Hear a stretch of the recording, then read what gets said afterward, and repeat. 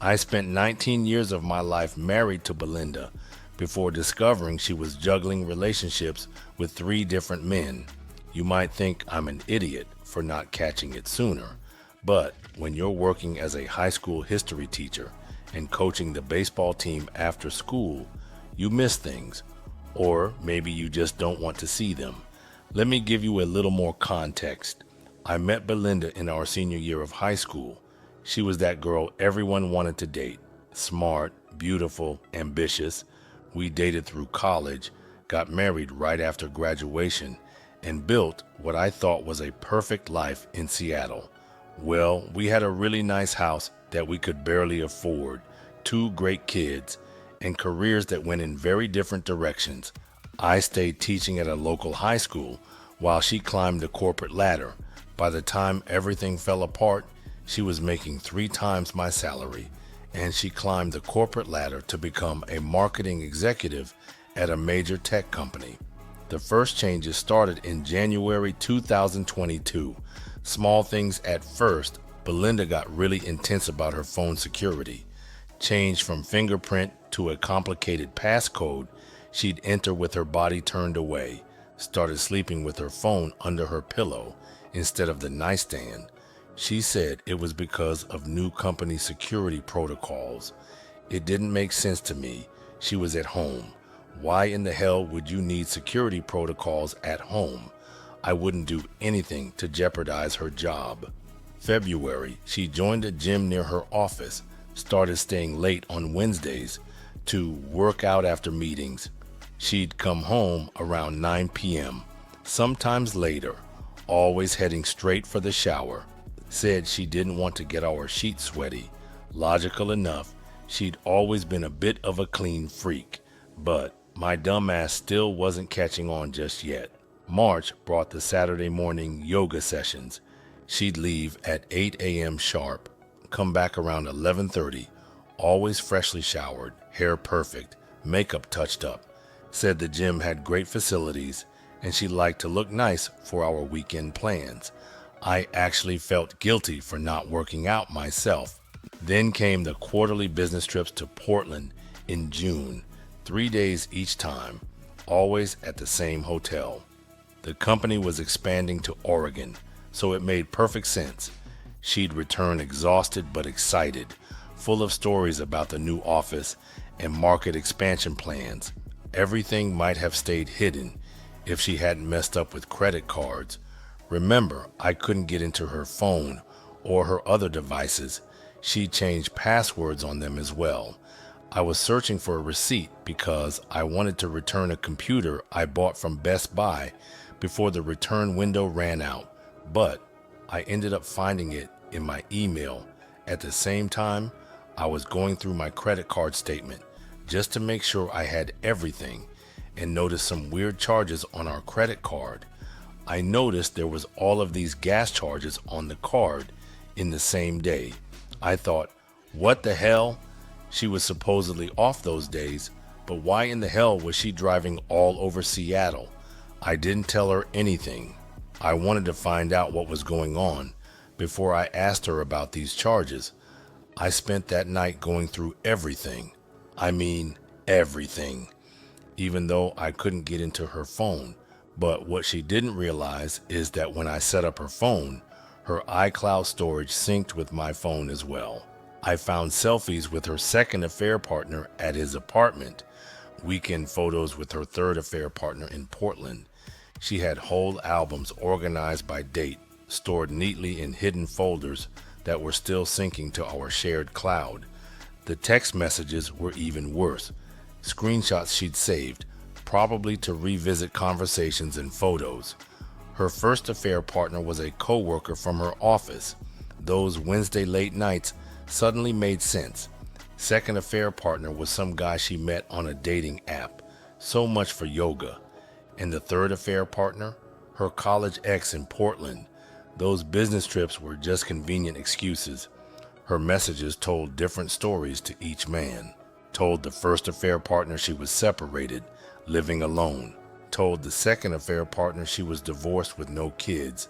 Told the third affair partner her marriage was ending soon. She kept them all separate. careful not to let them know about each other or me. The evidence kept mounting. I found hotel receipts in the iCloud.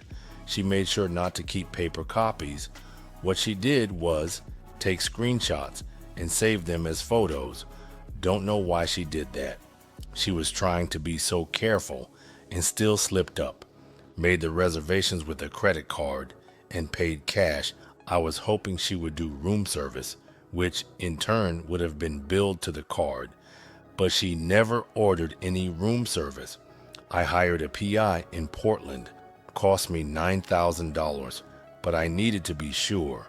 Got photos of her and the third affair partner acting like a married couple, holding hands, kissing in public, sharing intimate dinners. He clearly had no idea about me or the other two men. What broke everything open wasn't some dramatic confrontation I planned. It happened on a random Thursday when I was supposed to be in Tacoma for a baseball game. Instead, I sat in our kitchen at 2 p.m. waiting. I'd seen messages in the cloud about her third affair partner driving up from Portland to surprise her. Belinda walked in through the garage door, laughing at something on her phone. She froze when she saw me. Before she could speak, we heard a car door slam outside. The look on her face said everything. Her phone lit up with a text. "I'm here, babe." What followed was pure chaos. Belinda ran to stop him from coming to the door. I walked over and opened it anyway. Found her third affair partner standing there with flowers, his face dropping as he realized who I must be. He backed away, saying he had no idea she was married. Belinda chased after him, begging to explain. I didn't have to confront her about the others. Once he left, she broke down and told me everything, not from guilt, but because she knew it was over. Her phone kept buzzing. First affair partner confirming their Wednesday meetup. Second affair partner asking about Saturday's yoga. The details poured out. The first affair partner was her intellectual match. They discussed books and politics between hooking up in his car. Second affair partner made her feel young again. The guy she met from the dating app, who pushed her to be her best self. Third affair partner was her emotional connection, the one who truly understood her. Her phone gallery told the story timeline. First affair partner started 16 months ago after a company holiday party. Second affair partner came into the picture 10 months ago when she was scrolling through dating apps because she was bored in her marriage, as she stated. Third affair partner reconnected with her through LinkedIn 8 months ago. She had it all scheduled. Wednesdays for first affair partner, Saturday mornings for second affair partner, quarterly Portland trips for third affair partner. The aftermath was like watching dominoes fall. The first affair partner vanished when his wife found out.